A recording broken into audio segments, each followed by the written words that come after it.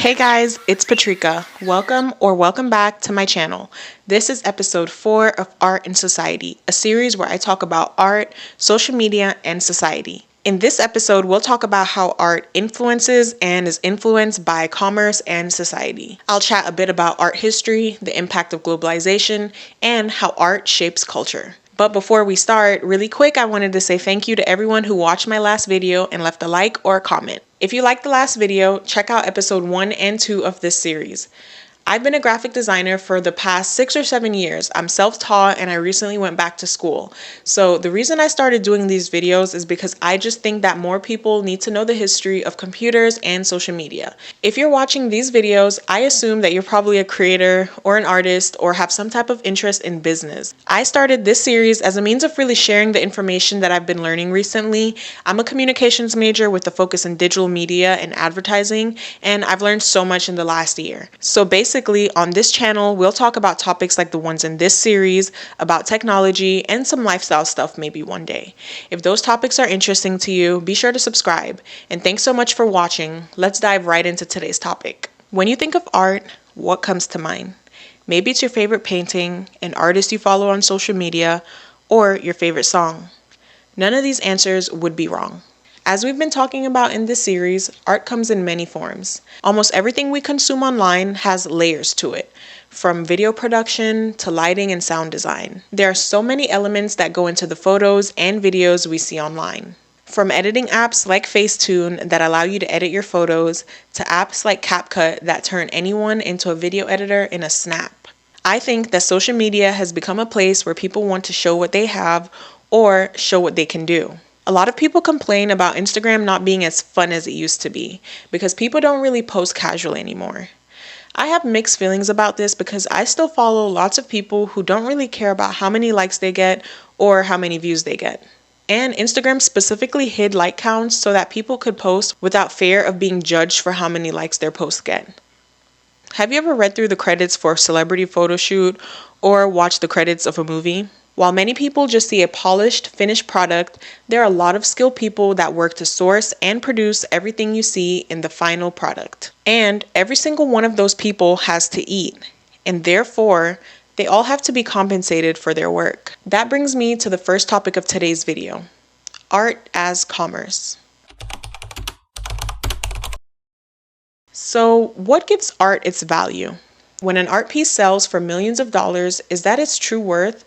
Or is it the story of the piece, the rarity, or the name of the artist? This segment of art as commerce often puzzles casual art consumers and experts alike. Is it the content of the art, or is it the market that decides the value? It's difficult to place a value on art, yet at auction after auction, many people do. Sometimes for reasons having nothing to do with the artwork itself.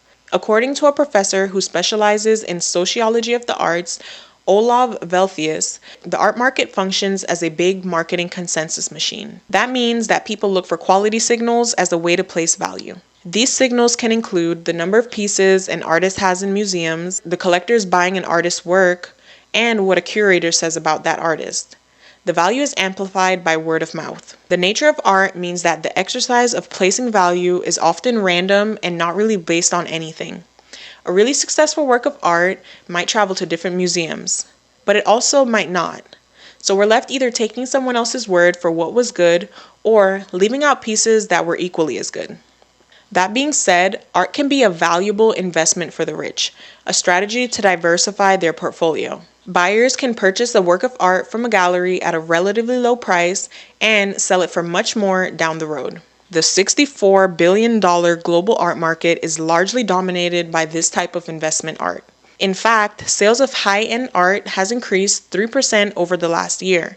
That growth was driven by sales from the high end of the market, which have captured the public imagination. You might be thinking, whatever do you mean the public's imagination has been captured? In 2019, a sculpture made by Jeff Koons in 1986 sold for $91.1 million at Christie's, setting a new record for the most expensive work sold by a living artist. In 2017, Salvator Mundi, a long-lost painting thought to be by Leonardo da Vinci, sold at Christie's for $450 million, making it the most expensive work of art ever sold. To top it off, the art event Art Basel has taken Miami by storm, its popularity peaking in recent years. People fly from across the world to make a stop in Miami Beach and see artists or display art from around the world. People visiting Art Basel in Miami are just getting a taste of what the high-end art market is like. Sales in the tens of millions of dollars often make headlines, and they're both common and, at the same time, an art world anomaly. They don't represent the vast majority of how the art world operates. These sales are driven by a small group of wealthy collectors who pay astronomical prices for works made by an even smaller group of artists, who in turn are represented by a small group of high-profile galleries.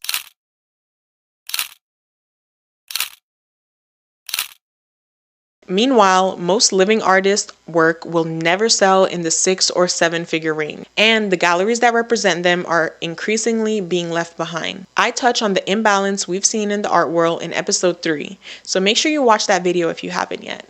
As I mentioned earlier, it's common for great artworks to be undervalued and overlooked. Luxury auction houses like Christie's and Sotheby's specialize in sourcing art from galleries, dealers, and collectors to buy and sell art. They do not purchase artwork from individual artists. However, influential art is created daily by artists with something to say. To see art as it truly reflects people and culture, I think we should look beyond auction houses and visit local galleries and neighborhood art fairs. These places typically have a low or no cost to entry and bring art from across the world to your backyard. Supporting an artist by purchasing a piece from them directly is a great option that returns profits into the artist's pockets. What does the commodification of art mean for the artist? Art was traditionally seen as an expression of the soul. Now, it often requires artists to navigate the market's demands. There's a delicate dance between maintaining artistic integrity and the need to make a living. My favorite example is the music industry, because music, more than any other art form, might be where we see commerce and culture the most intertwined. Musicians often compromise their original style or message to fit into marketable genres or appeal to broader audiences. This isn't just about selling out, this is about survival in an industry where visibility is king. Art isn't just about expression anymore, it's a business. Think of your favorite music artist, and then think of the most bizarre and random collaboration they have with another artist. For example, in the rap genre, we often see rappers collaborate with pop stars and across genres and languages. In my opinion, it's a great marketing technique on both sides. A rapper collaborating with a Latin artist and even rapping in Espanol is a great way to reach a new audience. I can list off a few collaborations exactly like this off the top of my head, and I'm sure you may be able to too. In the digital and streaming era, we've seen an increase in the value of music that tops charts. If your music sells, you get opportunities that other artists can only dream of. Artists often find themselves at a crossroads, balancing personal expression with market demands. For example, on an episode of the Joe Budden podcast, Doechii talks about making this type of music her label wanted her to make. Most difficult thing you've had to work through in the last 4 years, personally and professionally? How do I say this? Come on, say it, girl. Truthfully. Say it, don't think. Truthfully and honestly. Figuring out balancing my creative expression with like business. I've been dealing with this like relationship of like my art as a commodity, and you know, I'm in a business, but also like I'm such a pure-hearted like creative at the same time. And so like I'm balancing metrics with creativity. And as you can see, it's a very touchy subject. Who wants to get in trouble with their label or say the wrong thing and offend someone? It's a common struggle, not only in music, but in sharing art or content online, where commercial success sometimes mean altering one's artistic vision. Throughout history, artists and creators have used their skills to entertain audiences, promote products, and support commercial interests. Art as a business includes different avenues of entertainment, including movies, TV shows, animated series, video games, and theater performances. These forms of visual art are created specifically to entertain, and as I mentioned earlier, everyone involved has to get paid. Directors, screenwriters, and animators use storytelling, visual design, and performance to create engaging experiences. For example, Studio Ghibli films like Spirited Away blend art with entertainment, captivating their audience with animations that tell stories. Or The Legend of Zelda video games, which use design and detailed narratives to create an immersive experience to entertain players. Or Broadway musicals that entertain through a mix of acting, singing, and stage design while conveying cultural and historical themes. Art is also used to promote and market products and services. Marketing often incorporates visual art, design, and storytelling to promote products or brands in engaging ways. Influencers and brands use content creation as a marketing tool, often incorporating art and design to build brand identity and engage audiences. The design of products or packaging is a form of art used to attract consumers.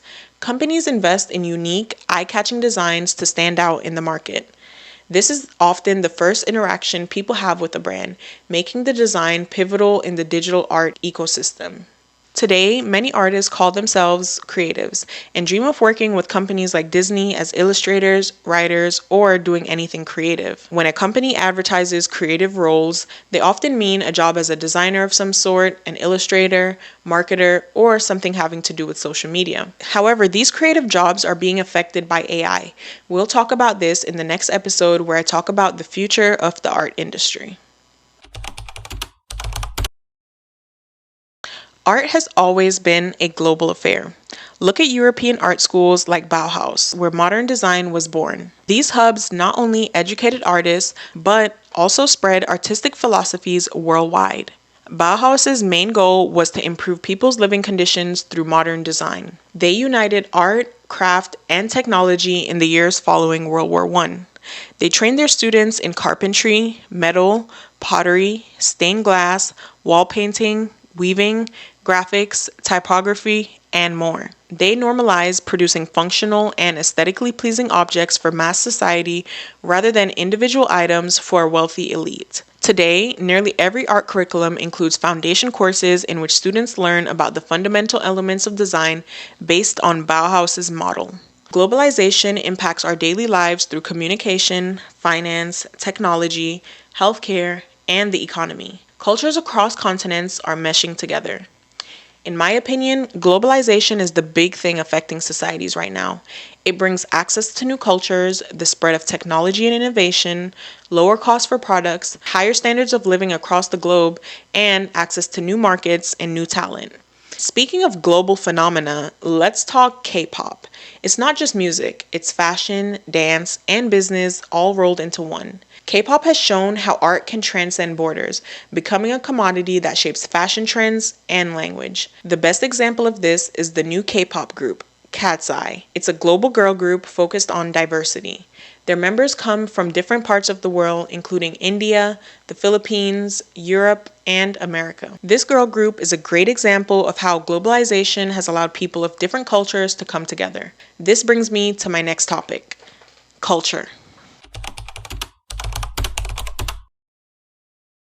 Art influences culture by shaping the way people think, feel, and understand the world around them. It often reflects the values, beliefs, and social issues of a time period, challenging norms and offering new perspectives. Art can spark conversations, inspire movements, and create a sense of shared identity within a society. Whether through visual arts, music, literature, or performance, art communicates ideas in ways that resonate emotionally and intellectually, helping to shift or reinforce cultural narratives. Additionally, art often serves as a historical record, preserving different eras and cultural moments. It captures social change, political upheaval, and personal stories, allowing future generations to better understand the past. By questioning societal structures, art can provoke thought and inspire change, becoming a catalyst for cultural evolution. Through this, art helps societies to define their identity, question their assumptions, and imagine new possibilities. Today, we've scratched the surface of how art, influenced by commerce and society, influences us right back. It's a cycle where art shapes culture, and culture, in turn, shapes what we value as art. Whether you're an artist, creator, or are simply curious about how our world shapes and is shaped by art, my series, Art and Society, is for you. Be sure to smash the like button and subscribe for future episodes. See you soon.